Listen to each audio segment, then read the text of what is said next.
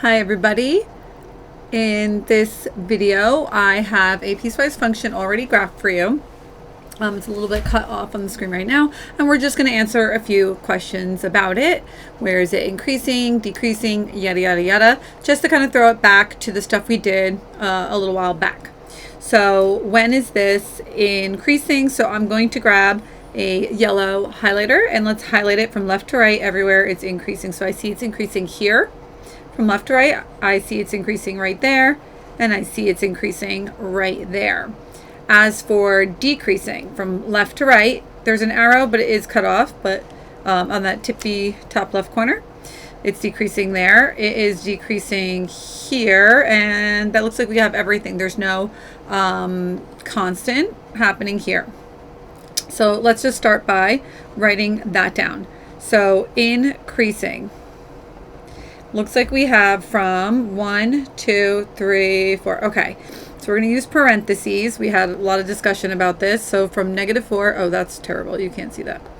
So parentheses from -4 until, we're going to break it up until -2. And then we're going to increase again starting after -2 at a different location until -1. And lastly, oh, I'm really pushing my luck here, right? Like I'm not going to fit this, so I guess I should write skinnier. I know, I'm sorry. So what did we say? -4 to -2, union, -2 until -1, union, and then it looks like it's starting again at 2 until infinity. So that's when we are increasing. We described using x values. Here's -4, -2, -1, and there's +2, and then until infinity because of that arrow, more or less.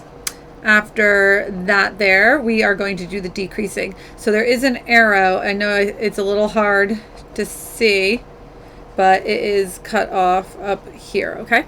I promise. So we're going to go off of that. So we are decreasing from the left, -infinity, so from the furthest left, until, what did we say that was? -4. And then where else? We are at from -1 until +2. And that looks like that's it.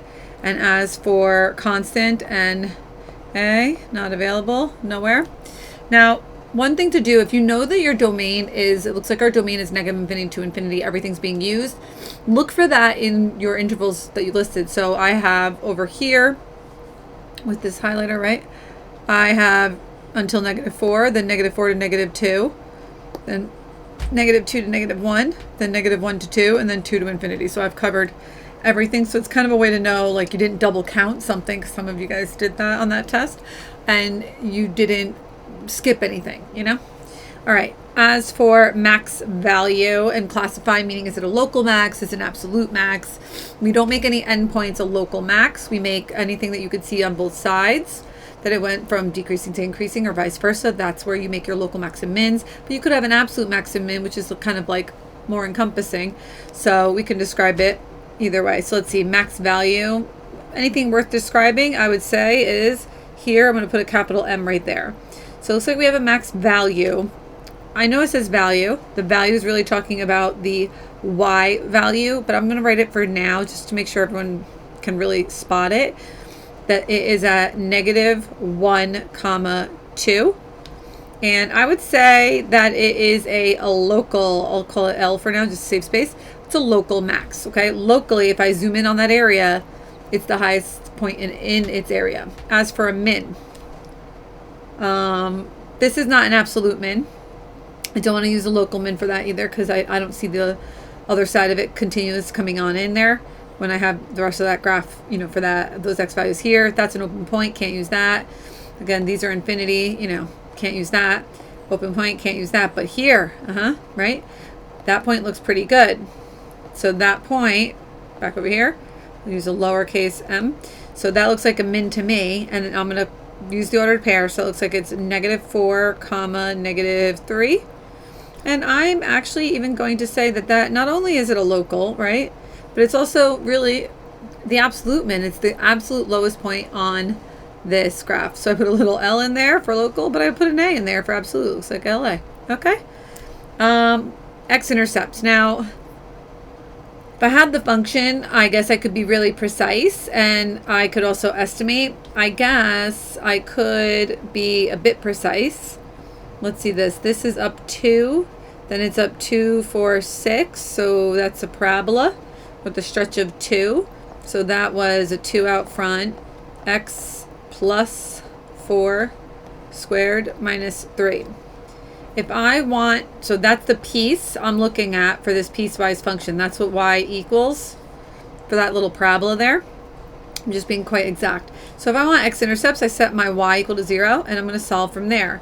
So again, 2, x plus 4 squared, minus 3. I'm going to add the 3 to the other side. So I'll do that by erasing and saving space. So I'm going to add that 3 to the other side. So where I had the 0, it's going to be a 3. Then I'm going to, again, cheaply do this, divide both sides by 2. So that 3 divided by 2 is now 3. I didn't mean to do that. 3 over 2. Now I'm going, that's a 2 over there. Now I'm going to take the square root of both sides. So I really have plus minus radical 3 over 2, because when you take it yourself, it's plus minus, is equal to x plus 4. And then I'm going to subtract 4, but I'm going to put it in front of the radical. So I really have x equals negative 4 plus minus, and let's rationalize while we look at this. Multiply on top and bottom by root 2. So that looks like we have root 6 over 2.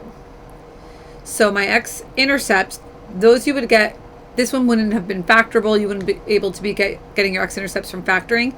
They're irrational. They're not going to be decimals that you can round, that you can do without rounding. Like irrational numbers are going to go on and on without repeating or ending. It has a radical in it, root 6, so it's irrational like that, okay? You would end up doing quadratic formula typically for this, but I solved by taking square roots by setting 0 in for the y. So I have 3 x-intercepts. So what are they? They are negative 4, both plus and minus root 6 over 2. And one more, so that's 2. And the other one is at positive 1. So those are my x-intercepts. I guess I could write them as ordered pairs, but space is limited at the moment. My y-intercept is 1, so that one I will write as an ordered pair. That's 0, 1. As opposed to that guy, that is 1, comma 0, okay? Don't mix those up. Domain, well, negative infinity. And when I get to negative 2 and the parabola ends, the other graph starts. So I'm solid there with x's being used. Domain's good. Get to positive 2, the absolute value ends, but the square root starts. That looks all right as well. So I'm going from negative infinity until infinity. My domain is all real numbers. And the range, I do have an absolute minimum. So I'm going to start at that value.